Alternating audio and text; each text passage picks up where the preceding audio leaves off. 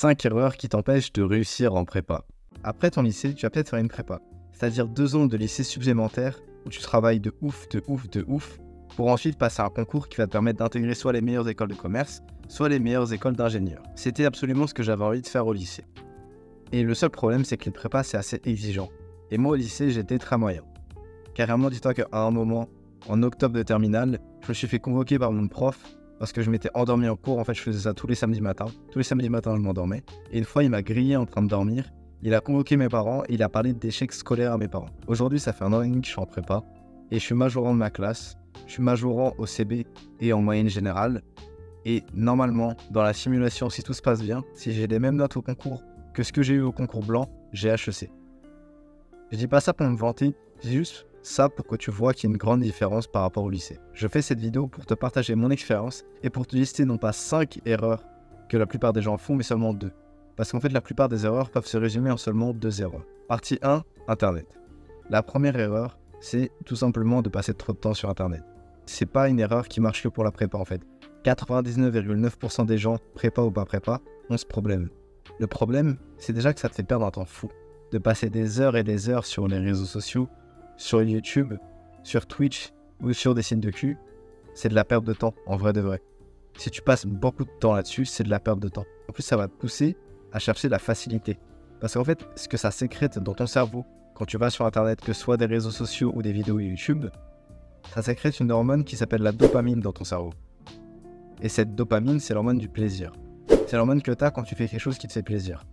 Donc tu l'as quand tu es sur des réseaux sociaux, tu l'as aussi quand tu manges quelque chose de bon, tu l'as aussi quand tu fais du sport, tu l'as aussi quand tu fais l'amour. C'est plus ou moins ça les grandes catégories de dopamine. Et en fait, cette dopamine que tu trouves sur Internet, c'est une dopamine gratuite. Alors que pour tous les autres types de dopamine, il faut aller la chercher quelque part. Il faut aller se battre pour l'avoir, tu vois. Quand tu fais du sport et que tu as de la dopamine, bah en fait, ça demande un effort. Quand tu manges une bonne nourriture, normalement, tu es censé être allé la chasser. Ou au moins, tu es allé faire les courses, donc tu t'es bougé. Tu as fait un effort. Mais en fait, sur Internet, tu as plein de dopamine gratuite, sans effort. Tu as juste à ouvrir Insta, par exemple, et après, tu peux scroller pendant 1 heure. Tu as de la dopamine à l'infini, alors que tu n'as même pas fait un effort de ouf. L'utilisation d'Internet, ça va aussi ruiner ton sommeil. Et c'est quelque chose de très très important en prépa, le sommeil. J'ai déjà fait plusieurs vidéos sur ce sujet. Et en fait, quand tu regardes trop les écrans, notamment avant de te coucher, ça va t'empêcher de dormir. Et même en règle générale, le fait d'être tout le temps sur des réseaux sociaux, ça va faire qu'au moment de dormir, au lieu d'être juste crevé et d'avoir fait plein de choses de ta journée super intéressantes, en fait tu vas être là, tu n'auras même pas fatigué ton corps et tu vas même pas réussir à dormir. Et du coup tu vas avoir tendance à reprendre ton téléphone et à passer encore 2 heures sur Twitter. C'est ce que je faisais quand j'étais en terminale et c'est comme ça que j'ai fini par m'endormir à tous mes cours d'AGGSP le samedi. Donc je sais de quoi je parle. Ça va aussi te ruiner ton énergie. Moi, depuis que je suis entré en prépa et que j'ai fait une grosse coupe sur tout ce qui est écran et Internet, c'est-à-dire que maintenant, j'utilise que un iPad pour travailler et vite fait mon téléphone pour parler à ma famille et à ma copine, j'ai des niveaux d'énergie qui sont beaucoup plus élevés qu'avant. Avant, je faisais vite fait de la boxe, mais en fait, je skippais 3 cours sur 4 parce que j'avais pas l'énergie, j'étais trop fatigué et tout. Maintenant, je vais à la salle 3 fois par semaine. À chaque vacances, je fais des grandes randos où on part juste toute la journée, on marche pendant 8 heures, quoi. Ça aurait été inimaginable il y a juste 2 ans. Impossible. Aujourd'hui, je vais taper des gros blocs de travail, je me réveille à 6 heures. J'aurais jamais pu faire ça. J'avais absolument aucune énergie et aucune motivation parce que mon cerveau était complètement grillé par la dopamine d'Internet. Ça va aussi te ruiner ton focus. Parce qu'en fait, en général, quand tu es sur Internet, tu reçois plein d'infos à la fois. Quand tu vas sur des réseaux sociaux, tu vois, tu regardes un post d'Instagram une demi-seconde et après tu scrolles pour le suivant. Tu regardes un TikTok pendant 10 secondes et après tu passes au suivant. Et du coup, en fait, ton cerveau, il est super stimulé. C'est-à-dire qu'il reçoit trop d'infos par rapport à ce qu'il devrait recevoir d'habitude. Et du coup, le truc, c'est que une fois que tu vas essayer de travailler, que tu es juste devant une feuille blanche à essayer de faire un exercice de maths, il n'y a plus toute cette stimulation. Du coup, ton cerveau, il a la flemme, quoi. Parce que c'était beaucoup plus drôle quand tu recevais plein de dopamine sur TikTok. Mais maintenant qu'il doit faire un exercice de maths, c'est super chiant. Vu que c'est pas super stimulant, c'est super chiant. Du coup, tu vas peut-être faire un exercice de maths et après, hop, fini, tu vas retourner sur TikTok. Dès qu'il faut suivre un cours de 1 heure, ton cerveau, il va penser à TikTok. Il va même pas être concentré sur le cours parce que il pense à TikTok. Oh là là, t'as vu ce dernier TikTok, trop marrant et tout. Donc en règle générale, le fait que ça te ruine ton sommeil, ton énergie et ton focus, ça va avoir des effets dévastateurs sur ta santé mentale. Parce que tu vas le sentir et tu vas le voir. Et tu vas te rendre compte que c'est pas bien. Et même si tu vas continuer, parce qu'en règle générale, nos cerveaux, c'est un peu des petites savants. J'étais dans ta situation moi aussi. Moi aussi, j'étais complètement super stimulé par les réseaux sociaux et tout. Je sentais que c'était pas bien. Mais j'arrêtais pas. Tout le monde autour de moi me disait que c'était pas bien. Quand je me réveillais à 3h du mat pour aller chercher mon téléphone pour parler à des inconnus de Twitter, je sentais bien que c'était pas bien. Mais je le faisais quand même. Et j'ai des potes de mon lycée qui m'avaient dit que je passais même trop de temps sur Twitter et tout. J'étais vraiment devenu un geek de Twitter. Et je les écoutais pas et je passais mon temps sur Twitter au lieu d'être avec eux. Au lieu d'être avec des vrais humains, je préférais écrire sur mon téléphone à des inconnus. C'est pas une dinguerie ça?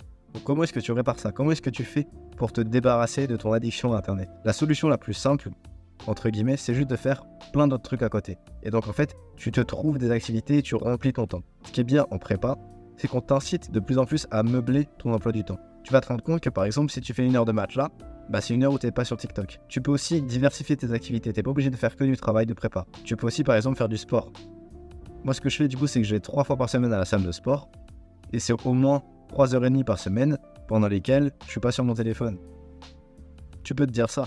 Et même si en vrai de vrai, la plupart des gens à la salle de sport sont sur leur téléphone, ils trouvent des excuses, tu sais, en mode ah là là, sur mon temps de repos et tout. Si toi juste tu le fais pas et que tu te mets juste dans la tête que tu vas à la salle de sport, tu prends presque même pas ton téléphone, t'as juste besoin d'une gourde et d'une serviette et pendant 1 heure tu te défonces. Ce que je te conseille aussi, c'est de te coucher plus tôt tout simplement. Parce qu'en fait en général, plus on avance dans la journée et moins tu auras de résistance aux réseaux sociaux. Donc en fait à 21h, tu auras un peu plus de résistance qu'à 23h.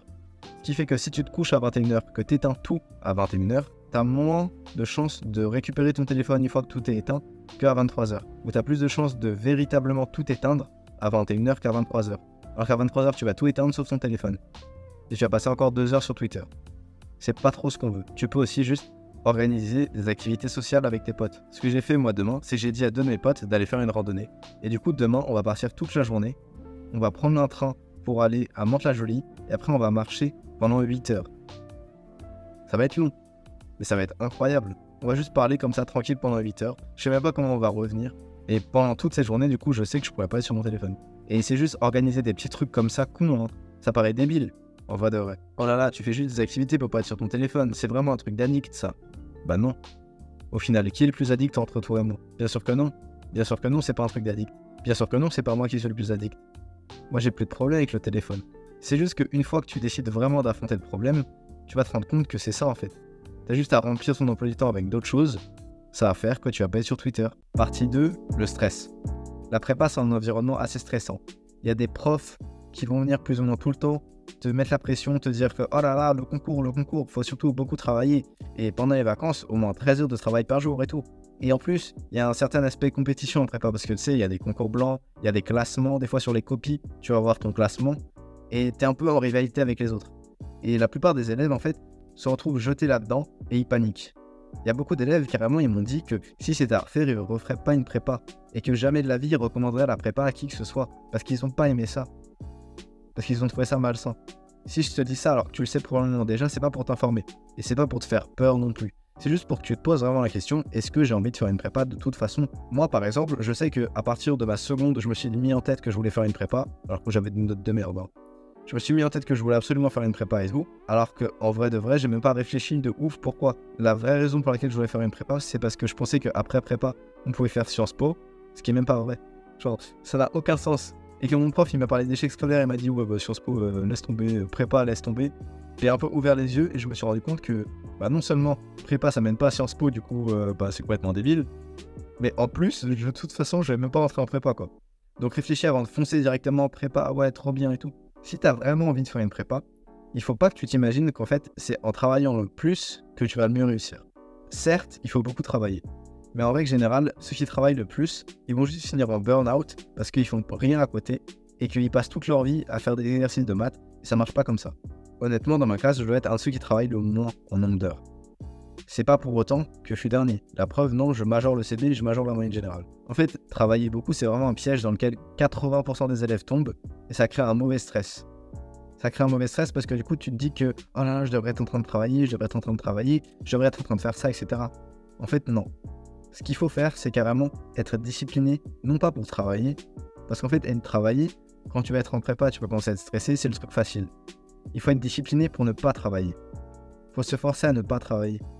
Moi, ce que je fais par exemple, c'est qu'avant chaque DS, je me force à ne pas travailler la matière en question. Alors que tout le monde est en train de réviser, oh là là, leur formule et tout, tout le monde est en train de réviser les dernières petites dates en géopo et tout. Je suis là, j'utilise ma discipline pour ne pas travailler la matière, pour ne pas réviser. Ce qui fait qu'en fait, je révise juste sur le long terme et que j'ai un DS de maths ou de géopo le samedi, ça change rien. Ma semaine, elle bouge pas. Que j'ai une colle d'allemand ou une colle d'anglais, mes révisions ne changent pas. Je vais pas réviser pour la colle, je révise pour le concours. Et donc en fait, j'organise tout en fonction du concours et pas du tout en fonction de mes DS. Du coup, je me force à ne pas travailler certaines matières. Et même en règle générale, vu que je dors bien et que je me suis complètement séparé d'internet, tu vois, le seul temps que je passe sur des écrans, du coup, c'est pour contacter ma famille et c'est pour vous faire ces vidéos. Et c'est aussi pour me renseigner sur des vidéos de géopo. Des fois, tu vois, par exemple, quand je fais la cuisine, en arrière-plan, je me mets une petite vidéo du dessous des cartes et après, je l'affiche. Comme ça fait en sorte que c'est pas juste du temps perdu. J'ai vraiment gardé l'essentiel de la vidéo et ça va me servir au concours. Étant donné que la plupart des élèves sont sur TikTok quand ils travaillent pas, que tu vois, dès qu'ils font une pause, par exemple, entre leur bloc de travail, ils vont sur Insta, hop, ils regardent des réels. Comment tu veux qu'ils aient une chance contre moi? Dis-toi que moi, pendant les vacances, je travaille et pendant mes pauses, je fais une sieste. Comme ça, je suis pas sur mon téléphone, je fais rien d'inutile, c'est juste 10 minutes pendant lesquelles je ferme les yeux et je dors. Il n'y a aucune distraction. C'est-à-dire que quand je travaille, je suis tellement concentré que je broie tout le monde, mais ils ont aucune chance, quoi. Je dis même pas ça pour me vanter, tu vois. Je t'explique juste que si tu fais certaines choses, ça peut que marcher. Si pendant que tu travailles, t'es 100% concentré, t'es à fond dans le truc, bah en fait, il y a tellement personne qui atteint ce niveau-là que même sans le vouloir, tu vas exploser tout le monde. Donc la méthode pour réussir, c'est à la fois d'être super concentré parce que t'as bien dormi et que t'as pas d'addiction, t'as pas de trucs qui vont te gêner, et de faire autre chose à côté. Cette autre chose, ça peut être du sport, ça peut être voir ta famille, ça peut être la religion, ça peut être n'importe quelle hobby, genre peinture ou n'importe quoi. En fait, il faut juste que tu aies une passion à côté qui va faire que tu ne fonces pas tout le temps à la prépa. Et ça va te faire relativiser. Moi, j'aime bien en général le sport, parce que le sport, du coup, tu as de la pression, mais pour autre chose. Ce qui fait te rendre compte que la prépa, c'est pas si utile. Et j'aime bien religion aussi, parce que religion, ça te montre juste que c'est complètement inutile, en fait, la prépa. Et que de toute façon, à la fin de ta vie, quand tu vas aller ou non au paradis, c'est pas le fait d'avoir fait une prépa ou d'avoir réussi ta prépa qui va déterminer si tu vas au paradis ou non. Et en fait, l'objectif de ces activités, c'est non seulement de développer d'autres skills, parce que en règle générale dans ta vie, tu vois, c'est bien de savoir faire des maths, mais il n'y a pas que ça qui compte. Donc développer d'autres skills, que ce soit en sport, que ce soit des skills sociaux par exemple, savoir mener une conversation en regardant quelqu'un dans les yeux absolument tout le temps. C'est quelque chose qui s'améliore. C'est une compétence qui s'améliore. Ça te permet donc de développer différentes compétences, mais aussi de relativiser la prépa et de te rendre compte que c'est pas si important. Et que si demain tu te fais virer de ta prépa, ou si demain il y a un bug et tu peux même pas passer les concours, c'est pas si grave. Pour finir sur le stress, il y a un dernier truc que j'aimerais te partager. Le stress, tu peux l'utiliser. Et tu peux te mettre dans la tête que tu es meilleur sous stress. Ce que ça veut dire, c'est qu'en fait, en règle générale, si tu travailles comme moi, et que tu travailles pas par exemple la veille des DS, la matière en question, une fois que tu arrives devant le DS, tu vas avoir un petit stress. Mais en fait, ce qu'il faut que tu saches, c'est que le stress, c'est quelque chose qui a été créé de base pour augmenter tes capacités. Le stress de base, ça a été créé quand on était des hommes préhistoriques pour échapper aux lions, tu vois. Il y avait des lions qui nous coursaient, il fallait qu'on ait un petit boost, ça s'appelle le stress. Du coup, on allait 2 fois plus vite, nos muscles ils étaient 2 fois plus forts et on était beaucoup plus rapide pour échapper à ce lion qui allait nous bouffer chez nous. C'est ça le stress de base. Aujourd'hui, le stress est vu comme quelque chose de négatif et tout. Mais il y a des études qui ont montré qu'en fait, si tu penses que le stress t'améliore, alors il va t'améliorer. Et si tu penses qu'il te détériore et qu'il fait baisser tes capacités, alors il va les faire baisser. T'as juste à te mettre dans la tête que t'es meilleur sous stress pour qu'en fait tu deviennes vraiment meilleur sous stress. Et grâce à ça, ça va te permettre d'encore plus exploser tout le monde. Parce que alors que tout le monde, ils sont là, dès qu'ils voient une copie, dès qu'ils sont là le samedi matin, ils sont en train de se chier dessus, toi tu vas arriver, tu sais que t'es encore meilleur le samedi que les autres jours. Il faut donc que tu arrives à te séparer de ton stress et de tes addictions sur internet. Et une méthode super efficace pour y arriver, c'est juste de planifier toute ta journée. J'ai fait une vidéo spécialement sur ce sujet, sur l'organisation, pour te montrer comment moi je m'organise. Je te laisse avec ça, gros bisous frérot.